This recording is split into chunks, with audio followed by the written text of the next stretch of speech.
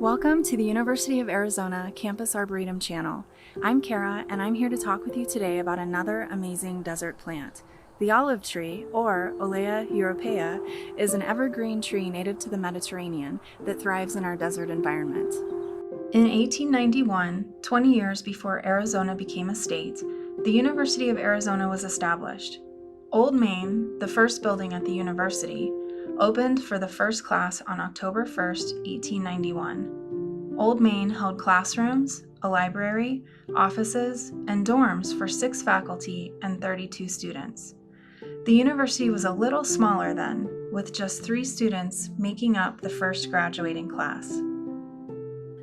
In 1894, Robert Forbes came to teach chemistry at the University of Arizona Agricultural Experiment Station. He served as director from 1912 to 1913, and then as dean of the College of Agriculture from 1914 to 1917. Dr. Forbes served as the dean emeritus in 1918.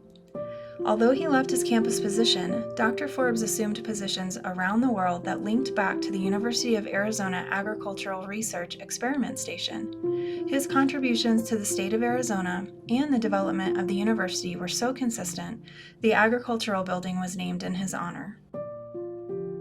The University of Arizona's main campus is brimming with plants from around the world thanks to the legacy of Robert Forbes and others.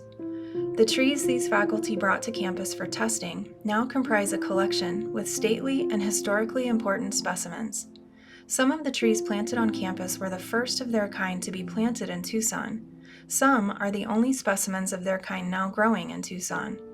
These heritage trees connect the University of Arizona to our mission as a land-grant institute. Just inside the main gate on the west side, the Olive Walk welcomes visitors with its shady relief.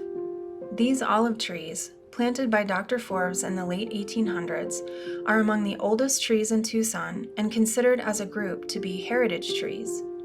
Dr. Forbes had them planted on campus as part of his research to evaluate performance of these varieties in the Sonoran Desert climate. Instead of planting in a typical randomized arrangement, he alternated varieties in straight rows along streets and sidewalks. This created a formality to the campus as it resembled the French allée style common in palaces of the 19th century.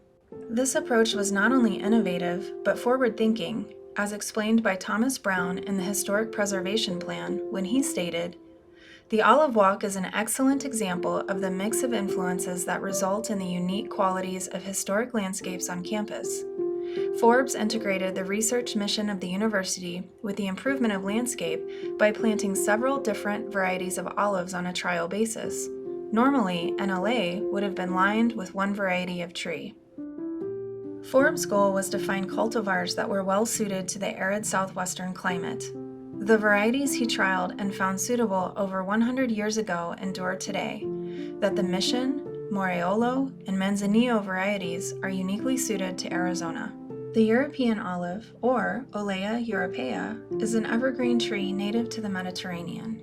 This slow-growing tree replaces its silvery gray leaves every 2 years. Cream-colored flowers appear in spring that are either sexually complete, perfect flowers, or are male flowers. The fruit, called a drupe, can be green, copper, or purplish-black. The fruit must be pickled, brined, or dried to alleviate bitterness. The ripe fruits can be pressed to extract oil for use in cooking or beauty products. Olives have been an important product for humans for centuries. Archaeologists found evidence of olives for oil production from 6,000 years ago. Today, olives continue to be an essential part of the Mediterranean diet. Studies show that olives have a protective effect on the digestive tract, reducing the risk for colon cancer, largely due to their high levels of vitamin E. Olives are considered a superfood because of their anti-inflammatory characteristics and as a source of healthy monounsaturated fats. Whether using them as food or for beauty, olives offer many healthy benefits. Just as in Dr. Forbes' time, the mission of the university's Agricultural Experiment Station continues to evaluate the potential success of crops in each area of the country. Reflecting Forbes' interest in trying fruits and nuts from the Mediterranean, the largest olive trees and date palms on campus are a testament to his work. Dr. Forbes returned to Arizona until his death in 1967. Robert Forbes' legacy of combining research and education with art and beauty is continued through the efforts of the Campus Arboretum. The UA Campus Arboretum, formally established in 2002, is a living laboratory dedicated to preserving and perpetuating the legacy of innovation, education, and research using the campus grounds. Over the last 120 years, hundreds of new species and cultivars have been evaluated for their viability in this urban and arid region. Thousands more have been introduced into the landscape through the Campus Arboretum's role as curator of the living collections. This work promotes understanding of the scientific, environmental, economic, and societal value of trees in urban deserts. The beautiful olive trees are contributing to these opportunities for education, research, and enjoyment today. We encourage you to enjoy some time along the olive walk, strolling or sitting under a frosty green canopy. The Campus Arboretum provides tours intended to help you learn the identities of many trees and plants which grow on campus. You can find more information about all the UA Campus Arboretum tours and resources at our website by following the link provided. We hope you enjoy the beauty, history, and usefulness of our Arboretum plants and trees as much as we do. Thank you for watching. Please tune in next time to learn about more amazing desert plants.